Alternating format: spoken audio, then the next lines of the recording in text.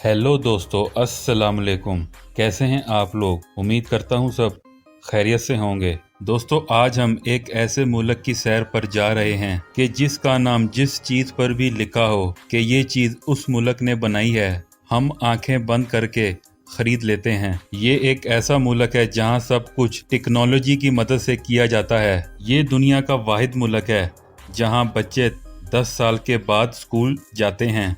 दोस्तों, ये वही मुल्क है जहां दुनिया का पहला एटम बम चलाया गया था। पूरे मुल्क में ट्रांसपोर्ट सिस्टम भी बहुत कमाल का है। कुछ ही देर में बुलेट ट्रेन से एक शहर से दूसरे शहर तक मिनटों में पहुंच सकते हैं। यहाँ के लोग कैसी जिंदगी गुजारते हैं और यहाँ के मशहूर मकामात कौन से हैं? दोस्तों, आज की इस वीडियो में हम आपको ऐसे बहुत से हकाइक से आगाह करेंगे जो आपके लिए बिल्कुल नए होंगे। अगर आप हमारे चैनल पर नए हैं तो इसको सब्सक्राइब कर लें और बेल की घंटी पर लाजमी क्लिक करें। आइए वीडियो का आगाज करते हैं। जापान, जिसके लघवी मायने हैं सूरज निकलने की जगह, ये एक मशरकी एशिया का जजीरा नुमा मुल्क है। इस मुल्क की कुल आबादी 12,25,83,816 लोगों पर मुश्तमिल है और ये आबादी के लिहाज से दुनिया में 12वें नंबर पर आता है। दोस्तों, इस मुल्क का कुल रकबा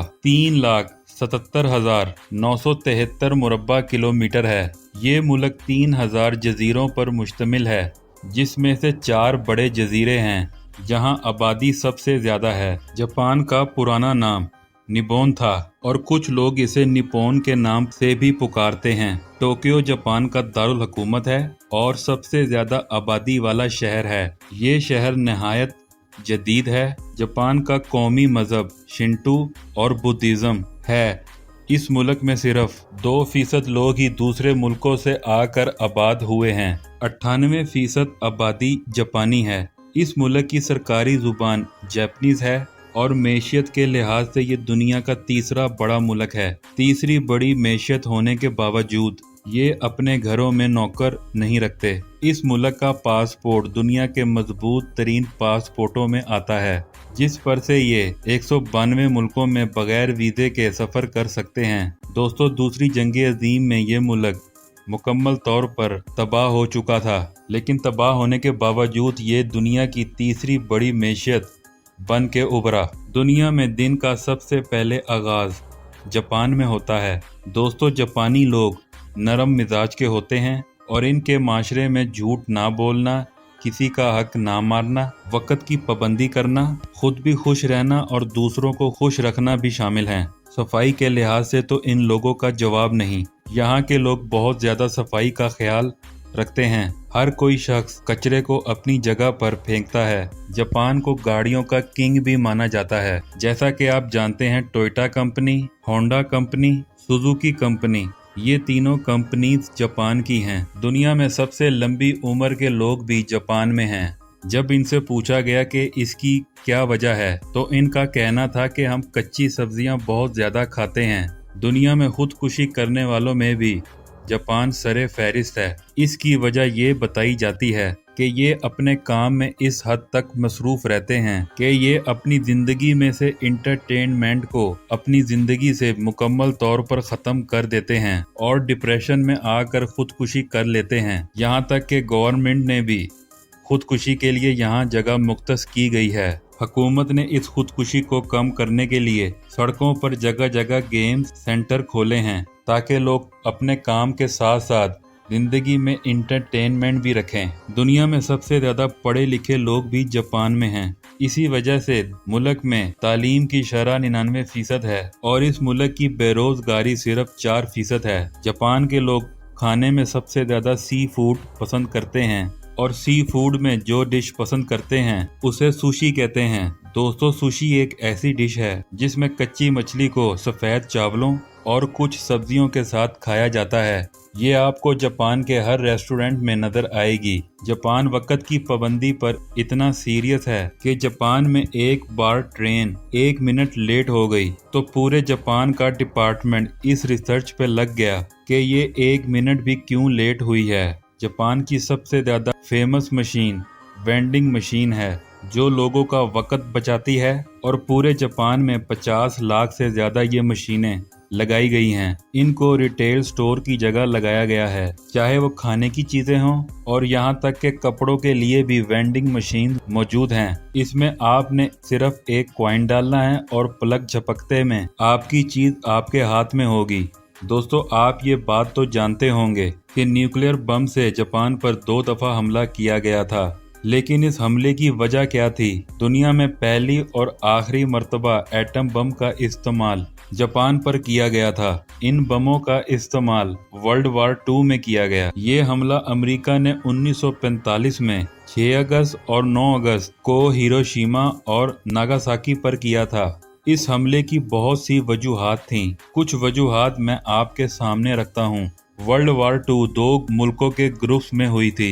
एक ग्रुप में अमेरिका था और दूसरे ग्रुप में जापान। अमेरिका का ग्रुप जंग जीत गया था, लेकिन जापान ने हार मानने से इनकार कर दिया और अमेरिका की एयर बेस पर हमला कर दिया। इस हमले के जवाब में अमेरिका ने एटम बम हिरोशिमा पर गिरा दिया और लाखों की तादाद में लोग दर्दनाक मौत से दो चार हुए, लेकिन जापान इसके बाद भी हार ना माना। अमेरिका ने ठीक 3 दिन बाद दूसरा एटम बम 9 अगस्त 1945 को नागासाकी पर गिरा दिया, लेकिन इस बम के नताइज से दुनिया नावाकिफ थी। यहाँ तक कि जिन साइंसदानों ने ये बम तैयार किया था वो भी नहीं जानते थे। दोस्तों, आप ये बात सुनकर हैरान होंगे कि वर्ल्ड वार 2 के बाद जापान की बनी हुई चीजें दुनिया की सबसे निकम्मी तरीन चीजें थीं। जैसा कि आज हम चाइना की चीजों के बारे में कहते हैं, लेकिन कुछ अरसे बाद जापान में कंट्रोल सिस्टम शुरू हो गया और जापान ने अपनी चीज़ों का मेयार बेहतर करना शुरू कर दिया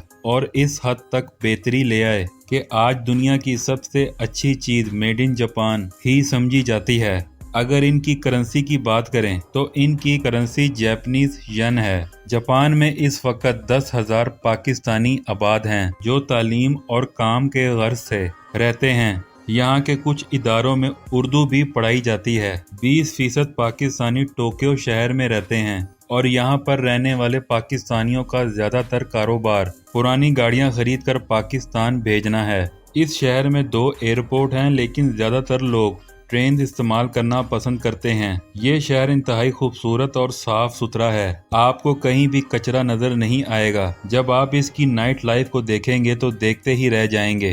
रात के वक्त भी आपको दिन का मंजर नजर आएगा। दोस्तों, यहाँ पर आपको एक हैरान कुन चीज बताता चलूं। टोक्यो में दुनिया की सबसे बड़ी रोड क्रॉसिंग भी मौजूद है, जो तकरीबन 200 लोग एक ही वक्त में रोड क्रॉस करते हैं। इस जगह को जापान का टाइम स्क्वायर भी कहा जाता है और इस क्रॉसिंग को शिबाया क्रॉसिंग कहते हैं। जैसा कि आप वीडियो में देख रहे हैं, रात के वक्त इस शहर में आपको हर तरफ रोशनी ही रोशनी नजर आएगी और ऊंची ऊंची बिल्डिंग्स और जदीद लाइफस्टाइल के लिए टोक्यो सबसे ज्यादा फेमस है।